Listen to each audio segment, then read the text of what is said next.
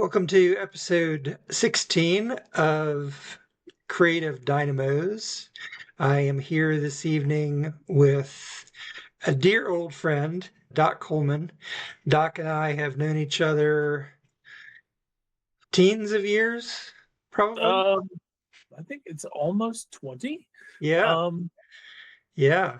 because Um, I think we go back to well, no, it's not quite that long. We go back to Balcon 44, yeah, that sounds about right. and next year will be Balcon 60. So Yes, it's 15 years. So 15 years. That is a lot of water under the bridge. mhm. Um, And we used to refer to Doc as the stowaway, but back in the days of Flagship, the science fiction and fantasy e-zine that we were both a part of. And yeah, it's a pleasure to talk with you. It's been a while. Yeah, it has. I guess everybody's been kind of busy in different ways. To say the least, to say the least. I was reading, have been reading, um, your latest book, Ah, and okay, I've been enjoying it quite a bit. that's good to hear. But before we get into that, just tell our audience a little bit about yourself, how long you've been writing, and just a little bit about yourself. Okay. My name is Doc Coleman. I write steampunk comedy adventure. And I guess I started started writing back in 2009. So I guess it actually has been a little bit more than 15 years, but yeah, a lot of it was based on the stuff with Flagship, because when I started hanging around as the galley table stowaway, and people kept asking me, it's like, "Oh, you're doing NaNoWriMo this year?" And it's like, "What's NaNoWriMo?" So I was like, missed NaNoWriMo 1 year, and then because at that time I was just like doing short stories, Mhm. and Heralds of Prague was actually my first NaNoWriMo project, and it was supposed to be a short story, but I kind of dove into it, and by the end of November I had written 50,000 words, and I was like two-thirds of the way through the story, and at that point I said, it's like, oh crap, I'm a novelist. Um and so I just kind of kept plugging away with it. It still took like freaking forever to get it to the point where I was ready to publish, but that's kind of how I got started. As um one of the problems with hanging out with podcasters and novelists is they're always asking you one of two questions: what's your podcast, or what's your latest project? So you kind of have to have them. Yes, yes, we do. There is a lot of peer pressure to be creative, but that doesn't necessarily mean that what you create is going to be good. And I have to say that in your case, what you've created is good. I don't have the same relationship with every one of my guests that I have with you, which is to say that I haven't read everything that all of my guests, have published, but I have read a significant part of your body of work and enjoy it immensely. Part of the reason why is because it's just so much fun. One of the things I think that we have forgotten to a degree is that writing and that stories and storytelling is just, it's supposed to be fun. I see a lot of dark stuff out there, and there's nothing wrong with that. I like to write dark stuff, I like to read dark stuff, but your stuff is just fun adventure. And it's not without its own dark villains and stuff, but it's often that sort of mustache twirling evil that's even that stuff is fun, There's a you know. certain amount of mustache swirling in there. Yeah, yeah. I mean, when I set out to write fun stories, and part of that was because I knew so many people that are into writing horror, and it's like, I will admit, horror is one genre I never kind of got the point of. Yeah. Uh, but so I wanted to write stuff that was fun. I wanted exciting adventures, and it's kind of the comedy just kind of took over on its own. Mhm. Started off, I was putting little in jokes in. I thought of them as Easter eggs when I was writing it, and this goes back to the first draft of Perils. And when I got done with it, and I let it rest for a while, and then came back to it, and was doing the second edit, was rereading through it, it was just like, oh, this is hilarious. And at that point, I just kind of embraced it. Okay, it's like it's dry English humor, but I'm apparently all about the humor. But the other thing that I noticed was, even though I don't get horror, that there are always these horrific elements that creep into my stories. Well, and it's like it's like I've talked about with other guests, like horror is a spice, you know. Mhm. And you can have serrano peppers, you can have jalapeno peppers, you can have habanero peppers. And I think your stuff is just the right amount of horror for what you're trying to accomplish. Right. It gives you contrast. It gives you contrast for the humor and it sets stakes. And maybe that's why I don't like horror. It's overly spiced. It just seems to me to be all one flavor, and it's not a good flavor either. It can be. It can be. So And there certainly um, is horror that falls into that trap. yeah. It forgets that there is a rainbow of flavors to choose from. Mhm. Um, But I got to admit, one thing that I do tend to do is some people write stories, and they're good stories, but they're a little bit one dimensional. mm, Um, in terms of there's one thing going on, everybody's at the same level of seriousness and things, and it's like life for me. Life's not like that. no. Um, and I guess this is I grew up watching MASH on TV, so it's like on one of the things they brought into MASH very early on was there's always multiple things happening. So they didn't just have one storyline; they had multiple storylines, and I tend to try to do that in my stories, even some of my short stories. That there's always multiple levels of what's going on, Mhm. and I think that makes it. I think that makes it more fun, and I really feel like it makes the characters feel more real. 100%. There have to be layers to your Mhm. stories, multiple events going on at the same time. And much like with stories that fall into the horror category, Mhm. stories that fall into the fun adventure category don't have to be like constant, one note fun adventure all throughout. You have a range of your characters experience a range of emotions. Yeah, and just because it's a comedy doesn't mean it's like that. It's laugh a minute. In Yes. fact, it's probably better if it's not laugh a minute because then the jokes when they come will actually surprise you more. Yeah. Yes. Something I wanted to talk to you about. So, your stories are definitely steampunk, and Yep. I love steampunk. What for you, how would you define to somebody who is not a fan or doesn't know much about steampunk, how would you define steampunk? So for me, steampunk is retrofuturism. So you're looking ahead at the future, but you're rewinding the technology back into the past.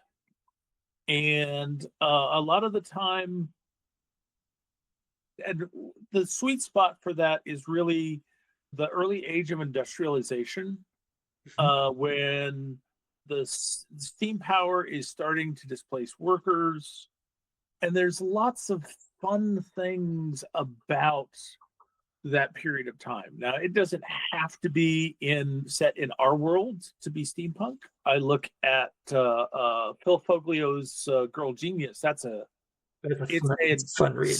similar world, but it's definitely very different in terms of the way that nations have formed up and the way history is played out. But one of the things that I really love about steampunk as a genre and about the Victorian era in particular is that it's one of these periods where anything is possible. Mm. That people in that time believed in everything. They believed that a man working on his own could literally master the entire body of science known to man and advance it further. They believed that there was life out there on other planets. They believed in ancient magics that had been lost, and they believed in fairies that lived at the bottom of your garden. All of these, ghosts and fae and other creatures like that. All of this was like grist for the mill. Mm-hmm. Mm-hmm. So in a lot of ways, I like to refer to steampunk as that place where science fiction and fantasy intersect. Okay. And where everything is in the pot. It's just a question of how much you're going to stir it and what are you going to ladle out. I like that. I like that. What about the punk element? What makes something punk? Because we see steampunk, we see, Tesla punk, solar punk is something I'm learning about. So the punk part of it is really, again, going back to the Victorian era, the punk part is about the class system. Because especially when England was expanding across the world, they had a very rigid class structure. Mm-hmm. You had the nobles and the wealthy on the top. You had your poor workers on the bottom, and then you had merchants and inventors and all these other people who were stratifying in between. And for the most part, it's a pretty rigid class structure, but they had exceptions. They always had the concept of someone being an original, someone who was so creative and so inventive in the way that they did things and the way they looked at things that they transcended whatever class they were born into. Mm-hmm. And sometimes these were nobles who were like incredibly horrible, and sometimes they were poor people who were brilliant and had amazing ways of looking at the world. Sometimes they were merchants that started a small business and then quickly rose to be millionaires. Mm-hmm. Or just entertainers that had just the perfect way of putting things. These are the people that transcend class. And that's the punk, because you transcend class not by obeying the class structure, but by defying it. Yeah. But defying it with class and style so that people have to respect you for what you've done instead of complain about it or try to put it down. Yeah. Oscar Wilde comes to mind as an example of that kind of person, because Oscar Wilde definitely was one for telling people exactly what he thought of them, but often putting it in such a way that they would thank him for. Yes. And style is a big part of steampunk. Like the pulling things off with panache. And one of the things that I love about the steampunk fandom is the costuming. Mm-hmm. And the effort that goes into, creating cosplay.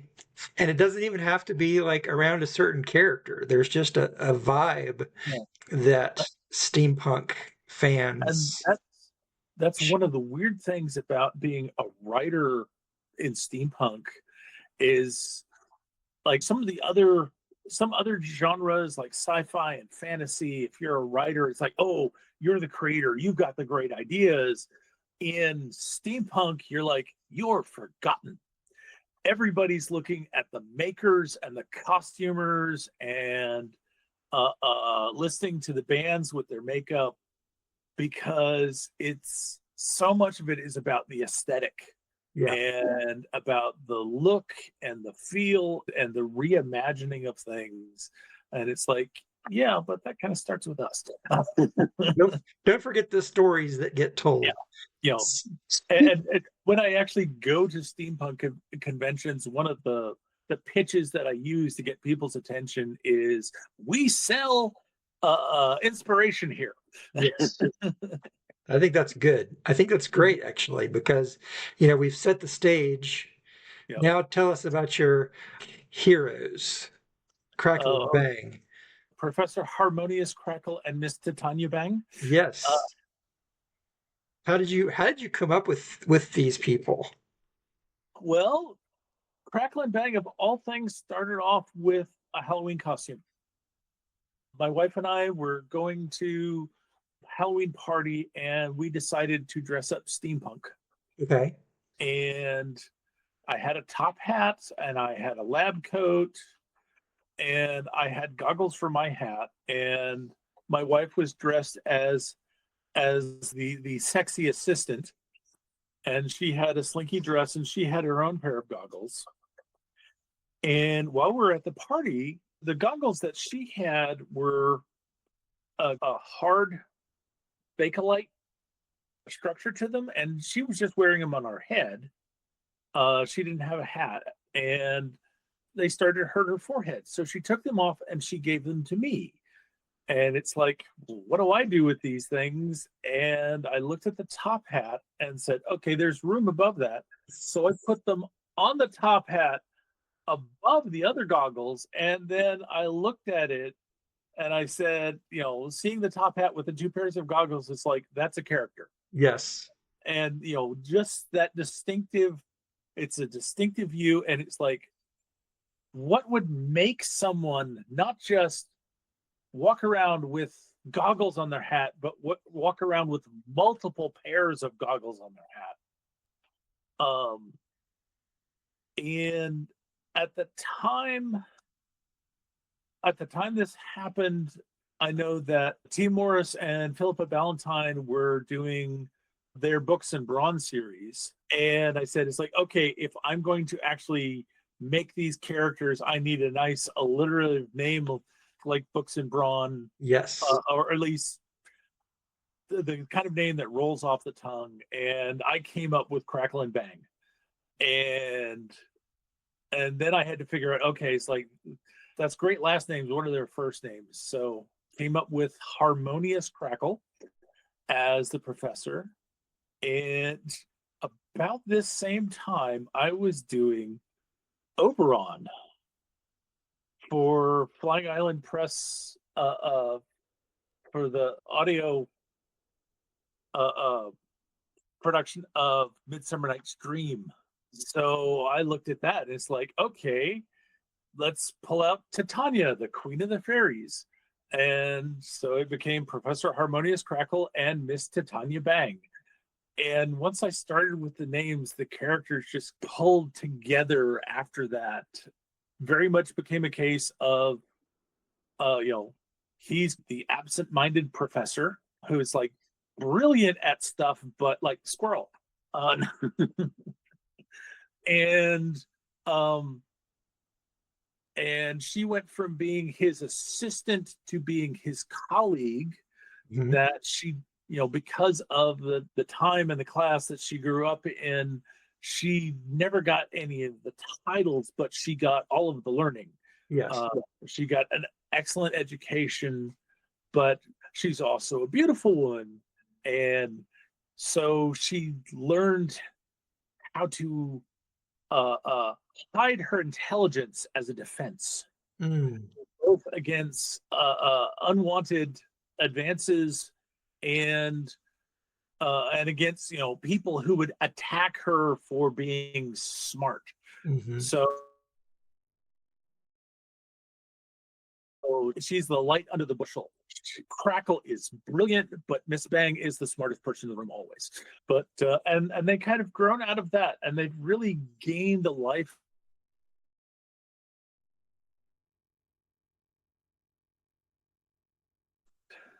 And the backstory just kind of filled up from there.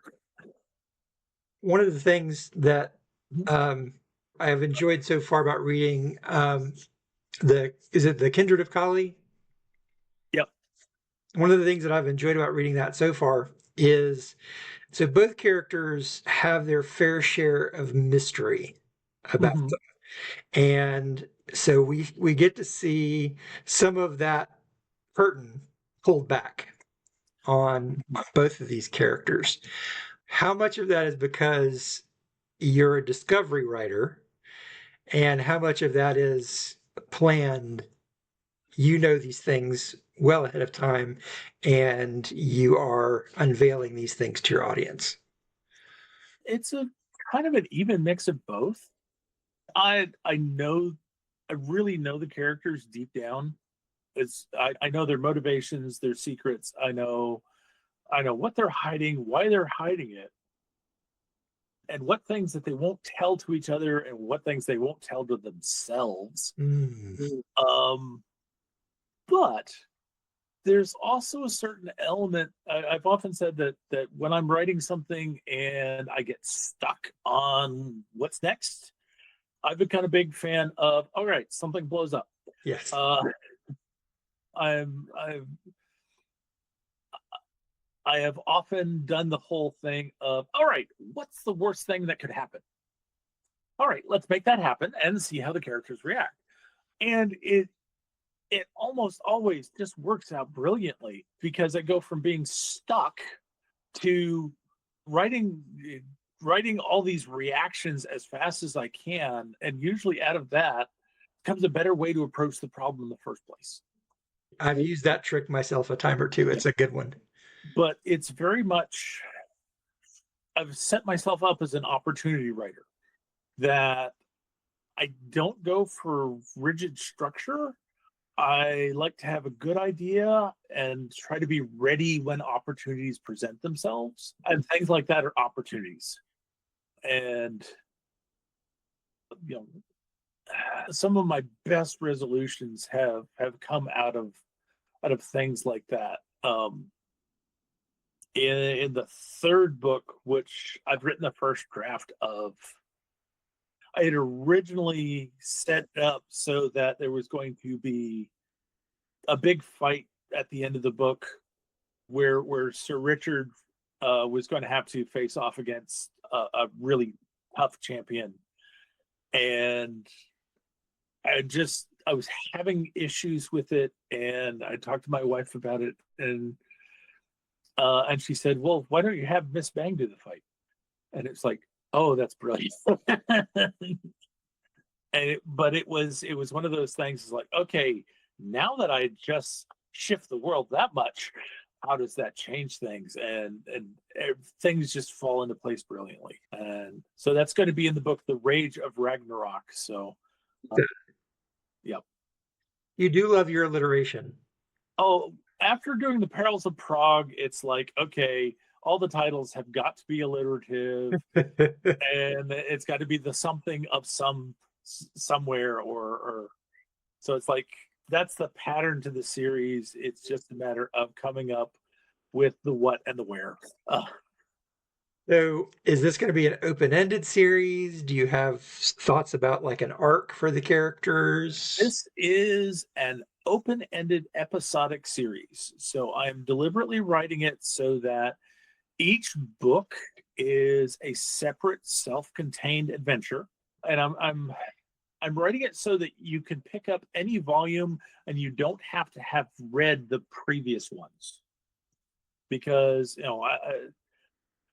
I've when it became obvious that this was a series, and when I found myself saying, it's like, I've got 6 ideas for books in this series, I need to stop coming up with ideas and start writing them. And now I've gotten 2 books out and I still have 6 more ideas waiting in the wings. It it became obvious that I don't want to get to the point where people aren't going to be willing to pick up the latest book because they haven't read all the others. Mm. So I wanted to make it so that it's approachable by making each one a self-contained adventure and coming at it with the position that you don't have to have read all the backstory to understand it. part of that is the fact that the characters are traveling from place to place around the world. So every story is going to be in a different place, dealing with a different culture, a new type of adventure, and a new set of villains and supporting characters. The only ones that are maintained are the crew of the Argos: Crackle, Bang, his lordship, Tinka, and the rest of the crew. They're going to continue on. Some of that cast is going to flesh out, but when I go into a new book, I've got to reestablish them in a way that makes sense to the new reader, lets them know there is history, but here's all the important parts you need to know about that history for this book, and now off we go. You did a really good job of that, because it's been a while since I read The Perils of Prague, because that book came out Yeah. a while.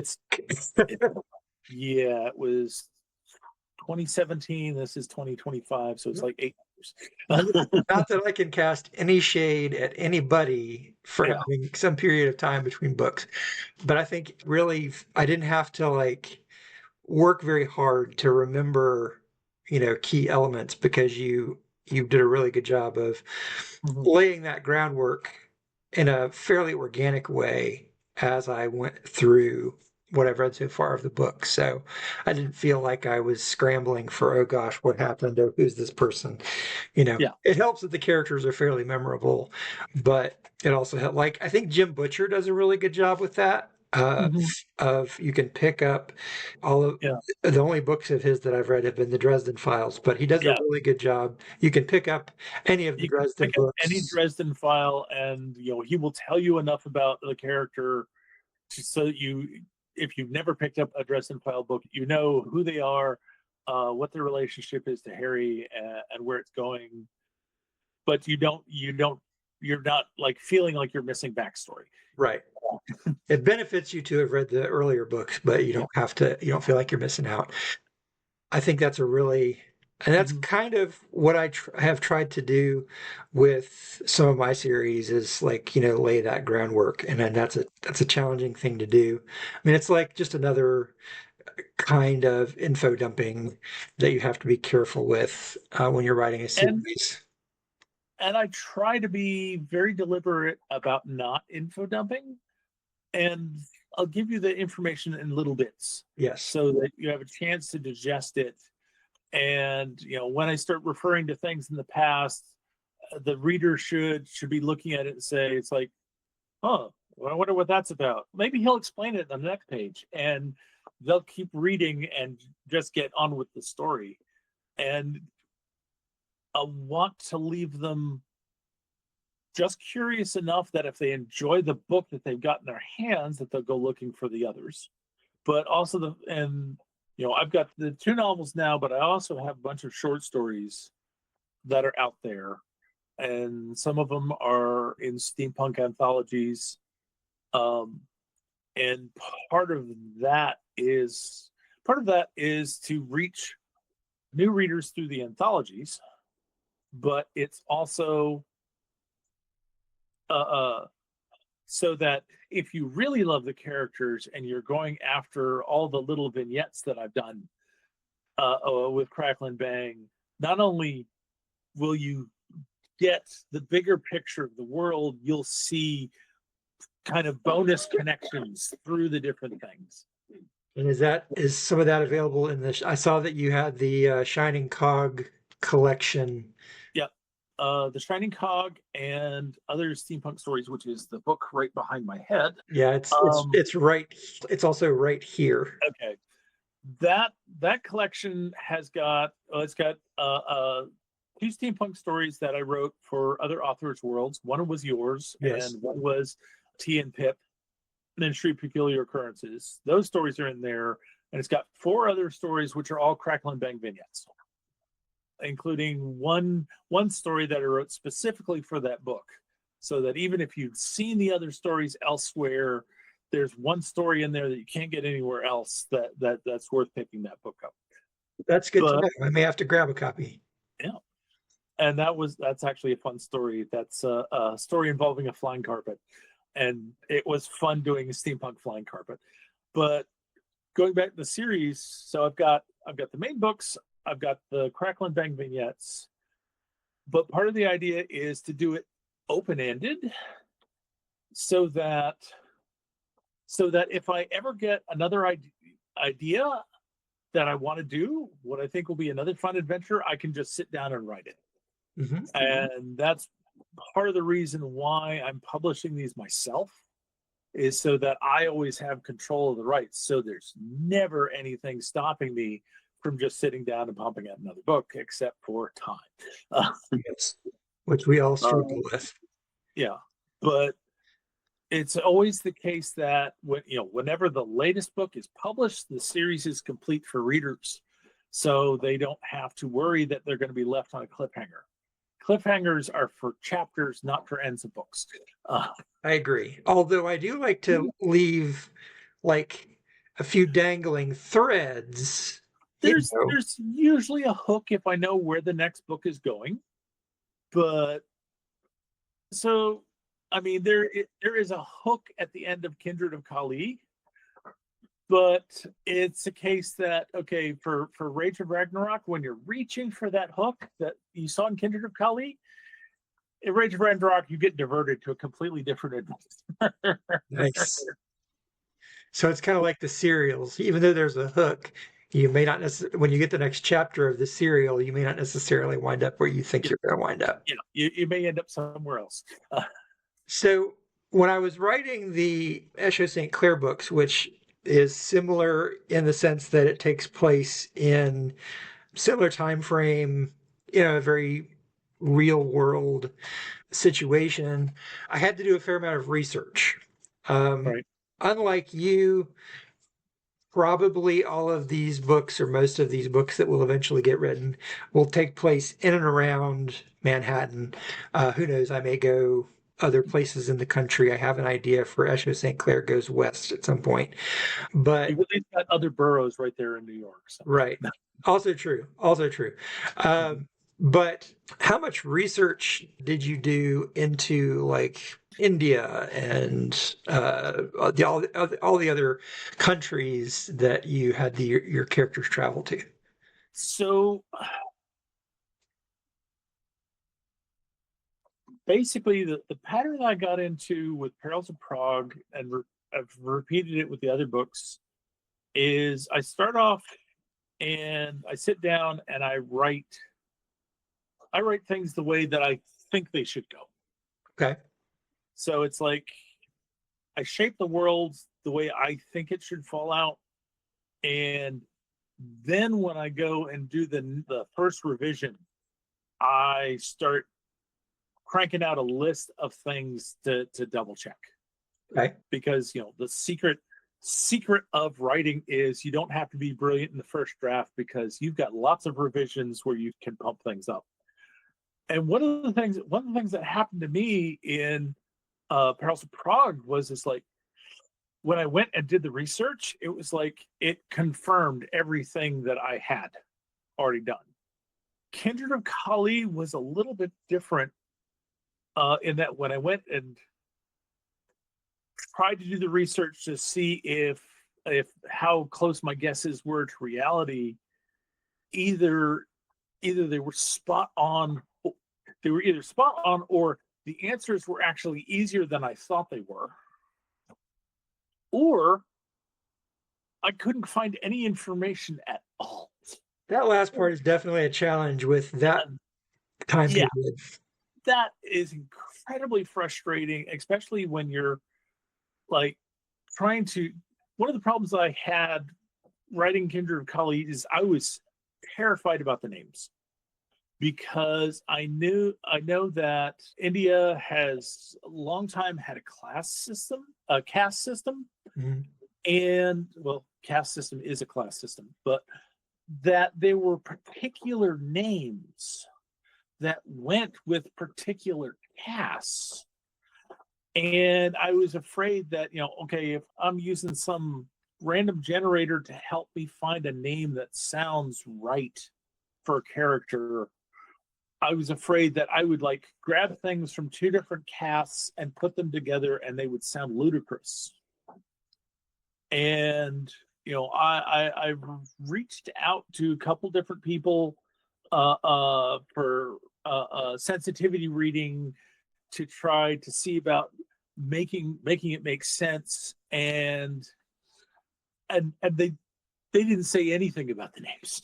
In fact, most part is like one of the things I did a lot of research into traditional Indian clothing. Mm-hmm. And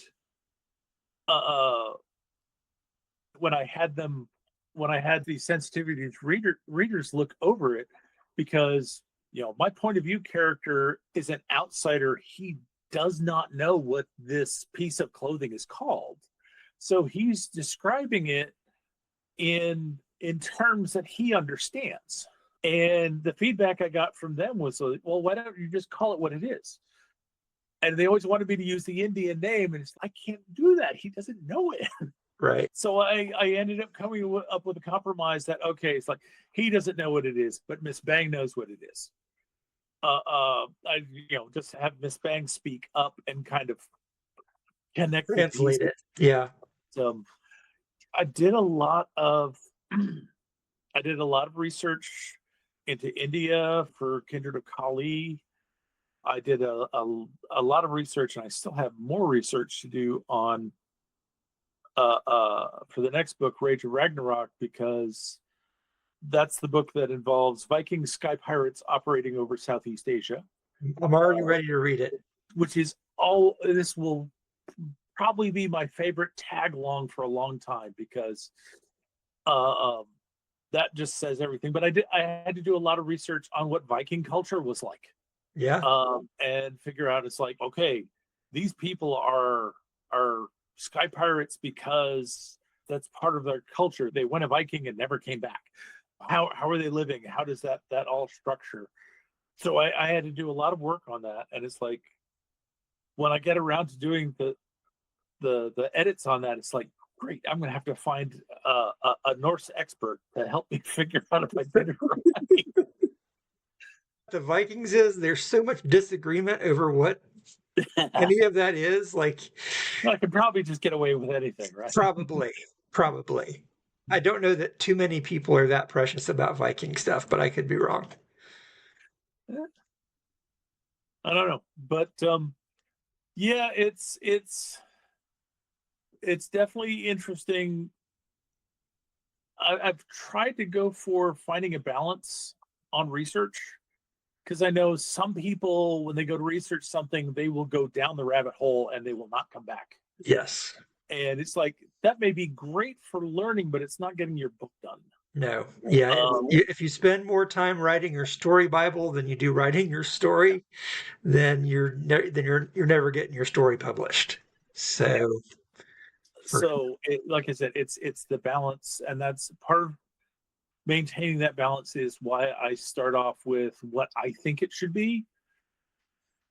Because I mean, I've got a systems oriented mind, and I know a lot about how economies and governments and stuff work. mm-hmm. So I do a decent job of holding all that in my head, and then it becomes a matter of pulling in the different flavors and flavoring it properly.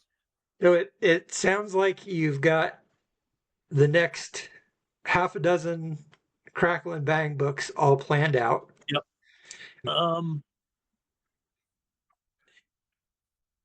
There's one I can't remember off the top of my head, but I've got plans out through book 8. Nice. So we're in Southeast Asia, and then we're in Australia, and then we're on the west coast of the United States, and then we're in Pennsylvania. My wife laughed on Pennsylvania. And book 7 is in Africa. I know that. I just can't remember off the top of my head what it is that they're running into. And then in book 8, we're back in India, because there's a follow-up to the events that happen in Kindred of Kali. I don't know where we're going after that. I haven't sat down and figured that out. I I've got mean, enough books to write as it is. yeah, you're covered for a while. I think you've got a buffer. So are you also producing audiobooks for these as you go? What's the plan there? What is supposed to be my current project is doing the audiobook for Perils of Prague. And I don't have a budget. My sales aren't good enough to give me a budget to hire somebody to do it. So I'm trying to sit down and do the audiobook myself, which I'm totally capable of doing the recording and doing the voices, but part of the difficulty is figuring out how I get it into the system. And I was looking at ACX at first, but it's like I'd previously signed up as a narrator with ACX, Uh-huh. then didn't get any contracts. And it's like, and it looks like if I want to be a content owner, I have to sign up with a completely different account and then use their tools to publish. I thought about that. This is just something for you to think about. A lot of people have feelings about Audible, and somebody recommended that I look at Libro.fm, which is a great way for indies to produce audiobooks, sell audiobooks. It's, I think, based on very minute amount of research, it seems Right. like it's a better deal for the content creators, the authors. Well, I've been talking with our mutual friend Veronica Jaguar Uh-huh. because she's a professional narrator as well as Yes. being a writer, and she definitely knows the business. And she pointed me to a different service whose name escapes me right now. But one of the issues that I had looking at that is it's got the same kind of setup that Audible does, that they expect you are either a voice talent or you are a content owner. You are not both. That's why I'm thinking maybe if you look at Libro.fm, I think that's set up so that if you are both, if you're producing your own audiobooks, Yeah, it's kind of designed for that. And it's, yeah, anyway, just have a look at it. It may not be the thing for you, but for right now, I've got some good advice from Veronica on how to prep for stuff. yes. And I'm in the midst of prepping for that. I've been delayed a little bit because I had to crank out a short story. So one of the places where my short stories are is this series called the Forgotten Lore series from eSpec Books. And I've been in the first 3 volumes, and they've signed me up for the 4th volume, which we're going to do a Kickstarter in January to raise funding for that. Let me know when that goes live. Make sure I don't miss that. But the Forgotten Lore series is a series of steampunk anthologies inspired by classic literature. Ooh. So the first book was A Cast of Crows, which was inspired by the works of Edgar Allan Poe. The second book was A Cry of Hounds, which was inspired by the Hound of the Baskervilles story by Sir Arthur Conan Doyle. The third book, which came out earlier this year, was An Assembly of Monsters, which was inspired by the works of Bram Stoker and Mary Shelley. Yeah, I saw that from somebody. That sounds familiar. Yeah. And, everyone thinks Bram Stoker, they think Dracula. Mary Shelley, they think Frankenstein. But they actually, both of them wrote out about a lot of different monsters. Sure.